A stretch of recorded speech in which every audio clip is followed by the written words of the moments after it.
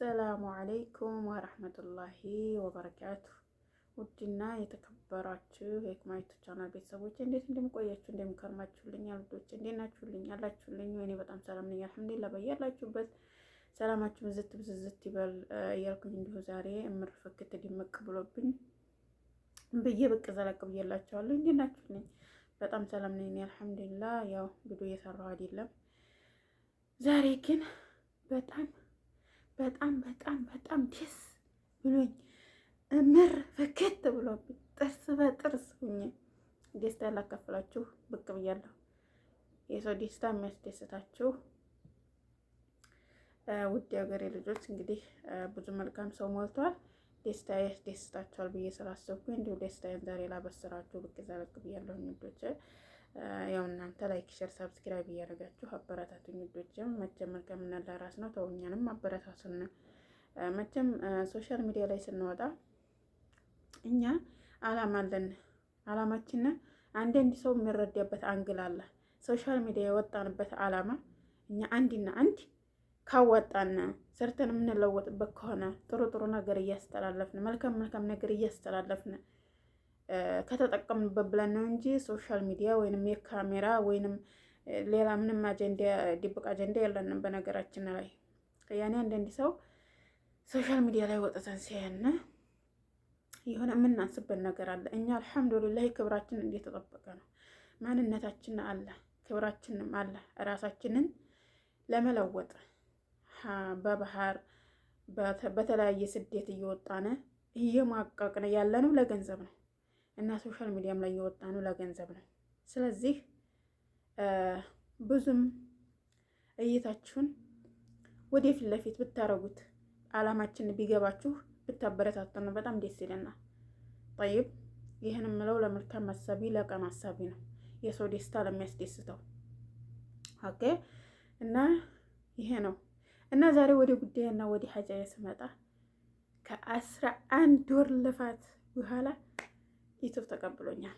አልሐምዱሊላህ ረብል ዓለሚን። እውነት ለመናገር ለአንድ ወር ሙሉ እየመለሰኝ ነበረ። ለአንድ ወር ሙሉ ረመዳን 15 ቀን ላይ የተጀመረ ነበረ እና በጣም አስጨንቆኝ በቃ እኔ እንጃ እንዴት ተጨንቄ እንደነበረ አትጠይቁኝ። አልሐምዱሊላህ አላህ ግን የሚሳነው ነገር ስለሌለ አለፈልኝ እና ዩቱብ ተቀብሎኛል። አልሐምዱሊላህ ረብል ዓለሚን። መልካም ነገር አስተላልፌ የምጠቀምበትም ቻናል ላይ ያርግልኝ። መልካምኛታችሁን በህይወት አጋጣሚ ገለጡልኝ።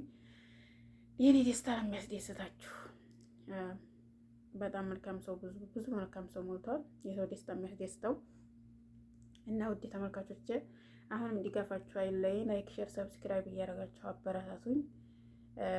ዛሬ በጣም ደስ ብሎኛል። አልሐምዱሊላህ ረብል ዓለሚን። ለፋቴ ሀዚህ ስለደረሰልኝ በጣም ደስ ብሎኛል። በጣም ደስተኛ ነኝ።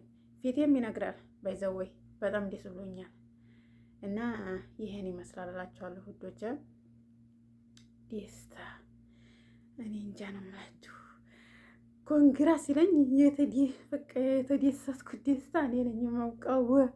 እንዲ በይኔ ያህል ልክ በቃ እኔ ደስተኛ ረረረ በይኔ ያህል በቃ ደስተኛ ያደርጋል ብዬ አላሰብኩም ነበረ። ላኩ ግን የለፋችሁበት የወጣችሁበት የወረዳችሁበት የደከማችሁበት ነገር ዋጋ እንትን ፍሬ ሲያፈራ በጣም ደስ ይላል። አሁንም እንግዲህ ያለ መጨረሻውን ያሳምርልኝ።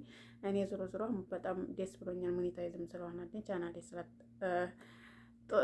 ጦሮ ነው ብሎ አልፎ አክሴፕት ስላደረገኝ ካምፓኒው በጣም ደስ ብሎኛል።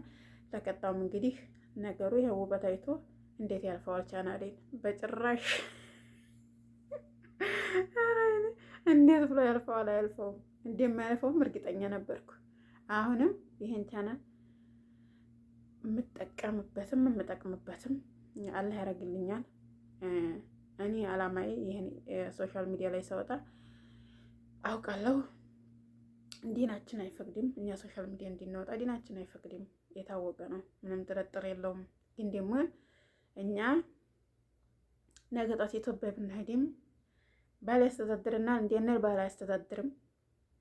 ቤተሰብ እንዲያነር ቤተሰብ ሀኛ ተከጀ ነው። ሶ ኢትዮጵያ ሂደና ሀገራችን ስንገባ ኢንሻአላህ የኔ አላማ ነው። የሌላውን ሰው አላውቅም። የኔ አላማ ኢትዮጵያ ሀገሬ ስገባ በቃ በየትኛውም ሀገር ልሄድ ብዬ ስደት ልውጣ ብዬ አያስጨንቀኝም። ስደት ለመዲያን እና ሰርቶ ለመለወጥ ብቻ ነው አላማዬ ሶሻል ሚዲያ ላይ የወጣሁት። እንዲሁም እኔ በሌላ ሶሻል ሚዲያ የለሁም። እንዴ ሰው ለፈረጅ ምናምን ልል እችላለሁ እንጂ ሀስኩሮል የዘለለ ሌላ ነገር የለኝም።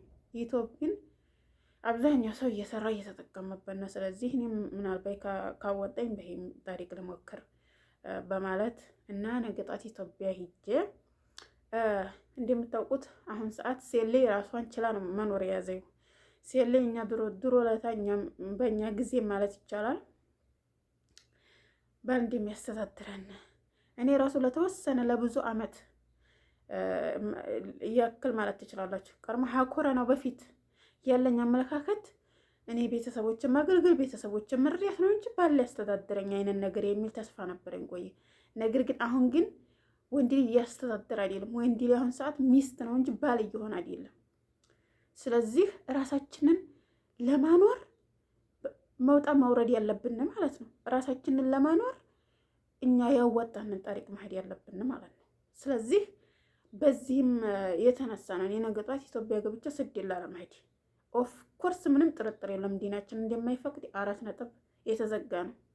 ነገር ግን ነገ ጧት በባህር መጣ ሊቃቤን ጥዬ በባህር ከመጣሁኝ ሀጅ ነብይ ጭን ላይ እየተቀመጥኩ በባህር ከመጣሁኝ ምን ፋይዳ ያለው?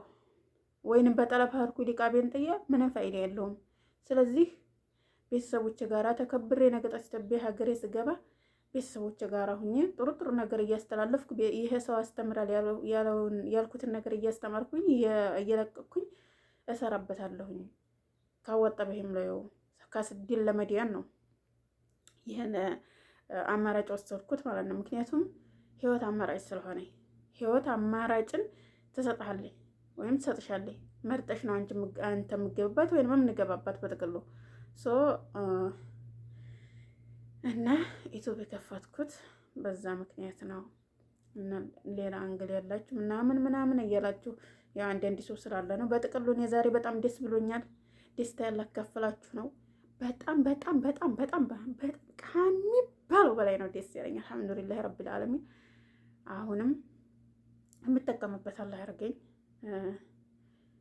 እንግዲህ ቀጣውን ደግሞ ያው ስቴፕ በስቴፕ ሀግብ እንደርሳለን። ምንም ነገር የሚያስቆመን ነገር የለም። ምንም አላማችን ምንም ወደ ኋላ አያስቀረንም። አላህ ይረዳናል ኢንሻአላህ። እናንተ አዲባችሁ ማስታወቂያን ደግሞ አስቆጥሮልኝ እና መቀኛ አትሆኑ። እኔ ባላጅባችሁ እንኳን ማስታወቂያን አስቆጥሮልኝ እሺ።